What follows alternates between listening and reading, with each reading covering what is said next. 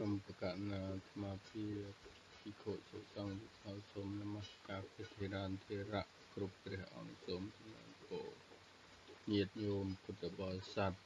ทั้งออกไอ้เนี่ยดีเยเจตงปีกูลกาณดักนวมตามตรึษฎีพระพุทธศาสนาจังพระพุทธศาสนาเมียนกูลกาตลอประสาสำหรับณดักนวมได้อายอนุวัตบานเตียงนองกากรุบกรองรัฐบาลនិងអង្គការទី1ធម្មជាតិរបស់អ្នកដឹកនាំល្អបងប្អូនទាំងអស់គ្នាត្រូវតែមានធម៌ហើយគេហៅព្រហ្មវិហារធម៌4ហ្នឹងបងប្អូនគឺមេត្តាគឺចិត្តស្រឡាញ់ចង់ឲ្យអ្នកដទៃបានសុខដឹកនាំដោយសេចក្តីស្រឡាញ់ចិត្តសប្បុរសធម៌មិនរំលោភបំពានដល់បងប្អូនប្រជាជនទី2ករុណាចិត្តអាណិតចង់ជួយដោះស្រាយទុក្ខយកចិត្តទុកដាក់សុខទុក្ខប្រជាជនជួយដោះស្រាយបញ្ហាដោយចិត្តអត់ធ្មត់តការនិយាយស្ដីឬក៏និយាយពាក្យគោរពដាក់បងប្អូនមិននិយាយពាក្យគ្រោកគ្រើយអញ្ចឹងទី3មុទិតាគឺមានចិត្តរីករាយសេចក្តីសុខរបស់អ្នកដទៃអញ្ចឹងឧបេក្ខាចិត្តអប់រំមិនលំអៀងទៅខាងណា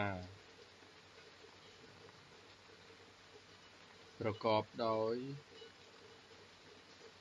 យុត្តិធម៌មិនលំអៀងឧបេក្ខានឹងគឺចិត្តថារបស់យើងនឹងគឺបើអ្នកនឹងបានសេចក្តីទុក្ខមានន័យថាចូលរួមរំលែកទុក្ខបើអ្នកនឹងបានសេចក្តីត្រេកអរយើងក៏ត្រេកអរតាមគេតាមសំគូមិនសម្ដែងអកប្បកិរិយាអាក្រក់ពេកល្អពេកតាមធម្មតាគឺកណ្ដាលជាកណ្ដាលណាបងប្អូនដូចជាខ្មែរយើងតែនិយាយពងើយមិនសម្ដែងអកប្បកិរិយាថាពើមល្អើមអីចឹងទេទុកតែអ្នកនឹងអាក្រក់បណ្ណាក៏ដោយចឹងហើយអានឹងគឺធัวព្រហ្មវិហារធัว4ហ្នឹងមានមេត្តាករុណាមុទិតាឧបេក្ខា4យ៉ាងចឹងតេតងចូលមកដល់ទស្សពិតរាជធัวជាធัวសម្រេចឬក៏ជាធัวរបស់ស្ដេចឬក៏ថ្នាក់ដឹកនាំទីចឹងទី1គឺទានបរិច្ចាគទានចែករំលែក2សិលធម៌គុណធម៌ពោះទី3បរិច្ចាគលះបង់ផលប្រយោជន៍ទល់ខ្លួនទី4ភាពត្រង់ឬក៏សច្ចៈទី5ភាពទន់ភ្លន់ស្លូតបូតទី6ការចាំសមាធិកិលេសកាយទុក្ខទី7មិនខឹងមិន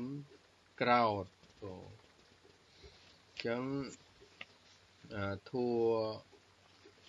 គេហៅថាទស្សពិតរាជធัวរបស់ស្ដេចឬក៏របស់ថ្នាក់ដឹកនាំហ្នឹងគឺបានធ្វើឲ្យថ្នាក់ដឹកនាំមាន គេហៅថាជាថ្នាក់ដឹកនាំមានគុណធម៌សិលធម៌ត្រូវតែមានធម៌10យ៉ាងនឹងឯងបងអញ្ចឹងទី8គឺមិនបៀតបៀនមិនបន្តកទុកទី9ការអត់ធ្មត់ទី10គឺមិនជំទាស់នឹងធម៌មិនជំទាស់នឹងធម៌ឬក៏យុត្តិធម៌ហ្នឹងអញ្ចឹងថ្នាក់ដឹកនាំគឺត្រូវតែមានគេហៅថាទស្សពិតរាជធម៌ហ្នឹងតាមការពិតវាជាគេហៅថាជារបស់ថ្នាក់ដឹកនាំជាចាំបាច់ត្រូវតែមានគុណធម៌សិលធម៌ប្រចាំខ្លួនរបស់យើងអញ្ចឹងតេតងជាមួយគោលការណ៍ឬក៏ចក្រវតីហ្នឹងបងប្អូនប្រជាពលរដ្ឋអ្នកដឹកនាំយុត្តិធម៌អ្នកដឹកនាំយុត្តិធម៌ដំណើរជាធម៌គ្រប់គ្រងដោយធម៌ការពារអ្នកគ្មានអំណាចអ្នកគ្មានអំណាចហ្នឹងអ្នកដឹកនាំត្រូវតែចេះការពារមានដូចតកូលហ៊ុនសពថ្ងៃទេគ្នាអត់មានអំណាចលោបបំពានលើគ្នាអញ្ចឹងបើគ្នាគ្មានអំណាចរាជរដ្ឋាភិបាលឬក៏ថ្នាក់ដឹកនាំការពារប្រជាពលរដ្ឋដែលគ្មានអំណាចពេយវាចាមាននេះបងប្អូនលុបបំបត្តិភាកក្រីក្រនឹងស្ដាប់យោបល់អ្នកប្រាជ្ញនឹងអញ្ចឹងទី4គឺសង្ឃហធម៌សង្ឃហវត្ថុនឹងសង្ឃហធម៌មាន4ការចូលគ្នាជាមួយប្រជាជននឹងគឺការរួបសាមគ្គីគ្នាទានចែករំលែកទានជួយគ្នាពេយវាចានិយាយសម្ដីល្អអត្ថចរិយារួមធ្វើការងារជាប្រយោជន៍4សមាណត្តាប្រព្រឹត្តដូចគ្នាស្មើគ្នា5គុណធម៌សំខាន់ផ្សេងទៀតបញ្ញាប្រាជ្ញាភាពឆ្លៀសវៃក្នុងការសម្រេចចិត្តវិរិយៈការប្រឹងប្រែងឧស្សាហ៍ព្យាយាមសតិការចងចាំប្រុងប្រយ័ត្នសមាធិគឺចិត្តតាំងមោះមិនរំខានចិត្តតាំងមោះមុតណាបងប្អូនមិនរំខានតាមពុទ្ធសាសនាអ្នកដឹកនាំល្អគឺជាអ្នកដឹកនាំបម្រើប្រជាជនឬបណ្ណាប្រជារាស្ត្រឬក៏បម្រើគេហៅថាជនក្រីក្រដែលគ្នាគ្មានអំណាចហើយក៏ជួយយកចិត្តទុកដាក់រកការងារឲ្យធ្វើផ្ដល់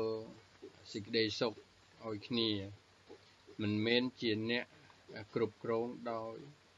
បង្ខំនោះទេអញ្ចឹងហ្នឹងបម្រើប្រជាជនហ្នឹងគឺមិនមែនគេហៅថាបង្ខំដោយប្រជាជនដោយតកូលហ៊ុនសែនទេតកូលហ៊ុនសែនសប្តាហ៍នេះគឺបង្ខំប្រជាជនឲ្យហៅ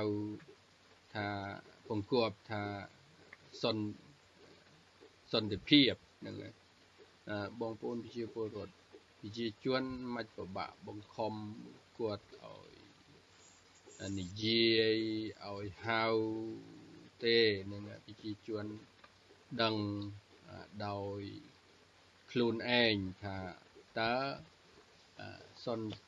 តិភាពពិតប្រាកដឬក៏សុខសន្តិភាពតាមផ្លូវចិត្តតាមផ្លូវធម៌តាមផ្លូវគេថាសិទ្ធិមនុស្សអីទេដូចសពថ្ងៃអញ្ចឹងវាមានសន្តិភាពតែតកូលហ៊ុនបពុកតកូលហ៊ុនអ្នកមានអំណាចរបស់តកូលហ៊ុននឹងឯងដែលមានសុខសន្តិភាពក្រៅពីនឹង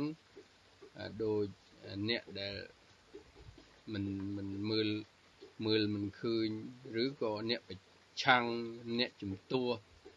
អ្នកដែលមិនស្របជាមួយរាជរដ្ឋាភិបាលហ្នឹងរិះគន់ទៅ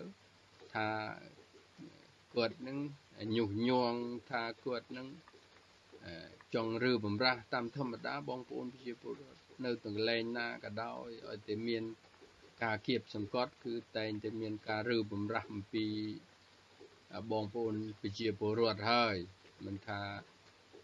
ถนัดដឹกนมภูมิmình thaถนัดដឹกนม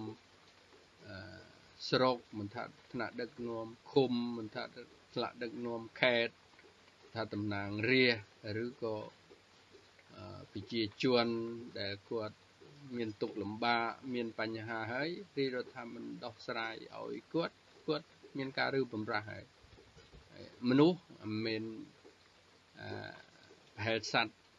ដេរិឆានផងនៅតែមានការខ្លាចងាប់ថាយើងធ្វើបាបវាទៅទល់ច្រកវាកលេចមកខំម្ចាស់វិញហើយវាអត់ដឹងទេអញ្ចឹងវិជាជួនក៏ដូចអញ្ចឹងដែរដូចរបបដឹកនាំដោយតកូលហ៊ុនសពថ្ងៃអញ្ចឹងគឺវាអាចឬបំរាស់បានហើយសូមឲ្យបងប្អូនប្រជាពលរដ្ឋជឿចាប់នៃការដឹកនាំរបស់តកូលហ៊ុនហ្នឹង40ឆ្នាំ50ឆ្នាំកន្លងមកហើយវាគួរណាស់ទៅជឿចាប់គ្រប់គ្នាហើយបងប្អូនដែលរងគ្រោះមិនថាដីធ្លីក្តីមិនថាពីដេញចេញពីកន្លែងរស់នៅហើយអត់រកន្លែងរស់នៅឲ្យបានសមរម្យហើយដូចជាមនុស្សមិនដូចជាសត្វធាតុដេញចេញពីទីលំនៅហ្នឹងគឺវាមិនខុសអីពីសត្វធាតុទេព្រោះអញ្ចឹងសូមឲ្យបងប្អូនជាពលរដ្ឋគិតគូរសារជាថ្មីដើម្បីមានការផ្លាស់ប្ដូរឲ្យលឿនឆាប់រហ័សនិងប្រទេសជាតិយើងកុំឲ្យមានកេរ្តិ៍ឈ្មោះស្អុយដោយរាជរដ្ឋាភិបាលដឹកនាំដោយតកូលហ៊ុនសពថ្ងៃនេះក៏សូមបញ្ចប់មុននឹងបញ្ចប់ក៏សូមជូនពរឲ្យបងប្អូនប្រជាពលរដ្ឋ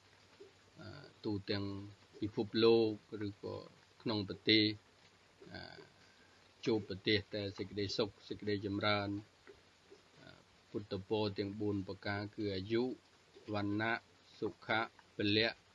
កំបីឃ្លៀងឃ្លាតឡើយសូមចម្រើនពរបញ្ចប់ពរ